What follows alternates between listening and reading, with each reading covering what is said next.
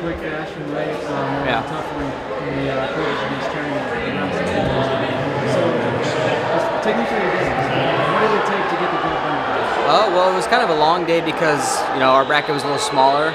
So even though I was like first up pretty much, there was a little bit of a break with the bronze medal, people coming back in repertoire. So there's a lot of space between my matches. Usually when I was overseas, back in the ancient days, 8 years ago, my matches were quick, 20, 30 minutes and you're up. So that's what I was kind of expecting today. But they were long, so it was a long day. You had to stay ready, stay on top of it, and FloWrestling did a good job keeping me ready. So talk about the highs and lows and staying even from trials to here.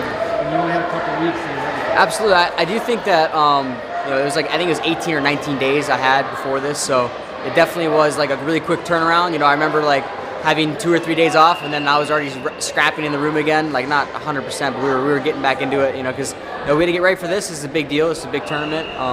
If you don't win right on the semis, then you don't qualify. And it'll be a long day the next day too, making weight and again, and then competing in another 2 matches it would have been. So definitely better is to win in the semis than not. So this is your first international tournament this caliber in a long time. A really long time. 8 years, yeah. 8 years. So what was that layoff like? I know you really love freestyle.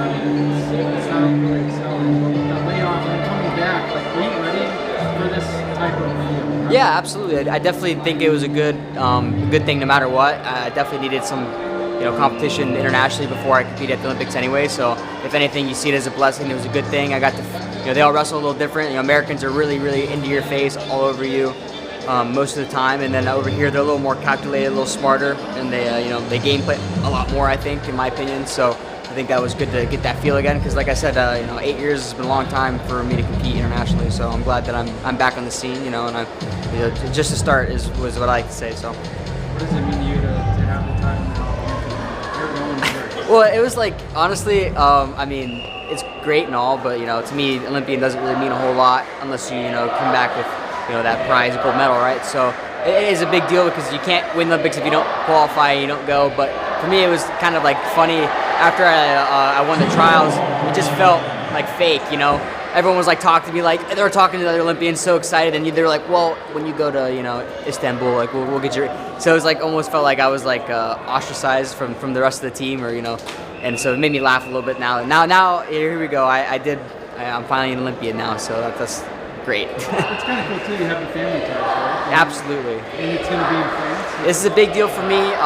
My family lives in France. They live outside of Bordeaux. They've never watched me wrestle in person. Well, my grandmother hasn't. My cousins and aunt and uncles have, but my grandmother never has, and I love my grandmother, and it's a really big deal for me to compete in my mother's home country. My mother was Olympic alternate, so it was another big deal. It's kind of for the family to get that next step too, to be an Olympian. That was my dad's dream, be an Olympic champion. My mom's dream as well. So I'm gonna go out to do my best to hopefully family dream in my mother's home country, and I love France. I speak some French, so I'm super excited to try and get interviewed in French there a little bit because it's good practice. It'd be funny. My mom tells me I'm terrible every day when I speak French, but it's fine. So we'll have to work on that. So I got some time, so I'm super excited. It's in my mom's home country. So. Talk to me about your support system. Hawkeye, Coach Brandon's here, Coach Dennis is here. Yeah. Gosh, we brought the whole squad here. I got training partner Drake Ayala. He just came off from the national tournament. And he's obviously great guy, and he was there for me. It's awesome. There was other guys that would have been there for me if I needed it, and that's how it is. Iowa Hawkeye Wrestling they were ready to prepare me any way I need, anything I needed. They were on it. Whether it was doctors or whether it was partners, whether it was bringing the squad here and making sure I had everything I needed to be the best I could be. Like I said in an interview at the Olympic trials, if it weren't for Iowa Hawkeye Wrestling, I'd probably be retired right now. So.